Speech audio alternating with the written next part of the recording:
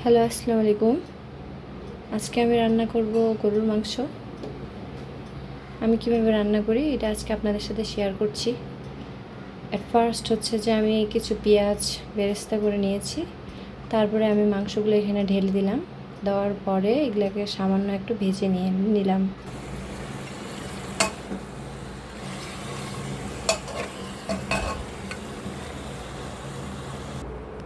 এরপরে আমি একটা হচ্ছে যে ব্লেন্ডারে পেঁয়াজ, শুকনো মরিচ, আদা, রসুন এগুলো হচ্ছে সব গ্রেট করে নিলাম। এবার এই ম্যারিনেট করা আদা আর রসুনগুলো হচ্ছে যে আমি ঢেলে দিচ্ছি। গরুর মাংসে আদা আর রসুনের কোয়ান্টিটি সবসময় একই রাখতে হয়, কিন্তু মুরগির মাংসে সেটা আলাদা।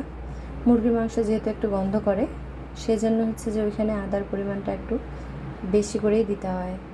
আমরা যেহেতু আজকে গরুর মাংস রান্না করব, সেই জন্য আমি এই দুইটার পরিমাণ একে দিয়েছি।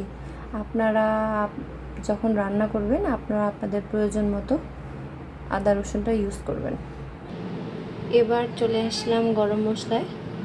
এই গরুর মাংসের জন্য হচ্ছে যে আমি 3টে দারচিনি, 3টা এলাচ, জয়ত্রী, 2টা লং আর 2টা কালো ফল আর একটা বড় এলাচ নিয়েছি। আপনারা আপনাদের পরিমাণ অনুযায়ী মেজারমেন্ট করে মশলাগুলো ইউজ করবেন। আর আমি এখানে তেজপাতা ইউজ করিনি, কারণ আমি যখন আদা রসুনগুলো ব্লেন্ডার করেছিলাম ওইখানেই তেজপাতাটা ব্লেন্ড করে নিয়েছি। জয়ত্রীটা অল্প করে ইউজ করে ট্রাই করবেন, কারণ এটাতে অল্পতেই সুন্দর একটা স্মেল চলে আসে। আর মাংস যখন দেখবেন যে সিদ্ধ হচ্ছে না, তখন জয়ফল ইউজ করবেন, কারণ জয়ফল মাংসটা তাড়াতাড়ি সিদ্ধ করতে সাহায্য করে। এবার এখানে আমি পরিমাণ মতো লবণ ইউজ করছি। 1 চামচ লবণ দিলাম। তারপর দিলাম হলুদের গুঁড়া,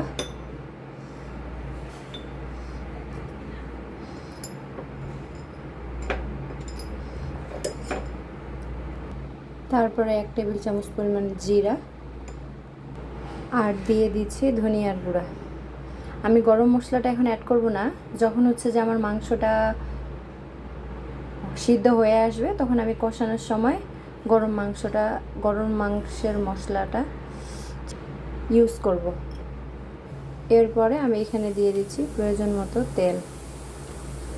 এবার এগুলো আমি ভালো করে নেড়ে ছেড়ে দিয়ে পানি দিব, আর দেওয়ার পরে হচ্ছে যে আমি সিদ্ধ করতে দিব। আমার মাংসটা রেডি।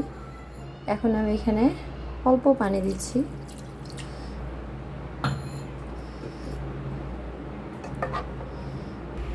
মাংসটা থেকে অনেকগুলো পানি বের হয়েছে। এখন হচ্ছে যে এটা আমি একটা কড়াইয়ে ঢেলে দিয়ে মাংসটাকে সুন্দর করে কষাবো। মাংসটাতে আমি এখন একটু মরিচের গুঁড়ো অ্যাড করব। প্রথমের দিকে আমি মরিচের গুঁড়োটা অ্যাড করিনি কেন, কারণ আমি আদা রসুনগুলো ব্লেন্ড করার সময় এখানে শুকনো মরিচটা ব্লেন্ড করে নিয়েছিলাম। আমার কাছে একটু ঝালটা কম মনে হয়েছে, তাই এখন আমি একটু মরিচের গুঁড়ো অ্যাড করব। আমি এখন মাংসটাতে অ্যাড করছি 1 চামচ পরিমাণ গরম মশলা। আমি গরম মশলাটা কিভাবে বানাই একদিন আপনাদের সাথে অবশ্যই শেয়ার করব। অনেক সময় দেখা যায় যে মাংসটা সিদ্ধ হয় না, তখন হচ্ছে যে আপনারা ওইটাতে গরম পানি ইউজ করবেন। আর যদি ঠান্ডা পানি ইউজ করেন তাহলে হচ্ছে কিন্তু মাংসের স্বাদটা আর আগের মতো থাকবে। আমি যে একদম প্রফেশনাল শেফ সেটাও না, আমি আপনাদের সাথে এই রান্নাগুলো শেয়ার করি কারণ আমাকে ভালো লাগে। ভুল ত্রুটি হলে অবশ্যই ক্ষমার দৃষ্টিতে দেখবেন। আমার কাছে গরুর মাংস রান্নাটা অনেক সহজ মনে হয়। আপনারা অবশ্যই বাসায় এইভাবে ট্রাই করে দেখতে পারেন, ইনশাআল্লাহ ভালোই হবে। মাংসটাতে আমার তেল ছেড়ে দিয়েছে অলরেডি। দেখতেই পাচ্ছেন কালারটা কি সুন্দর হয়েছে। গরুর মাংস যত কষাবেন তত বেশি স্বাদ হবে। মাংসটা দেখবেন যখন ভাজতে ভাজতে ছোট হয়ে আসছে, একটু লালচে কালার আসছে, তখনই হচ্ছে যে এটা রেডি। আমার মাংস রান্না করা রেডি। ভালো লাগলে হচ্ছে যে অবশ্যই বাসায় ট্রাই করবেন আর আমার জন্য দোয়া করবেন।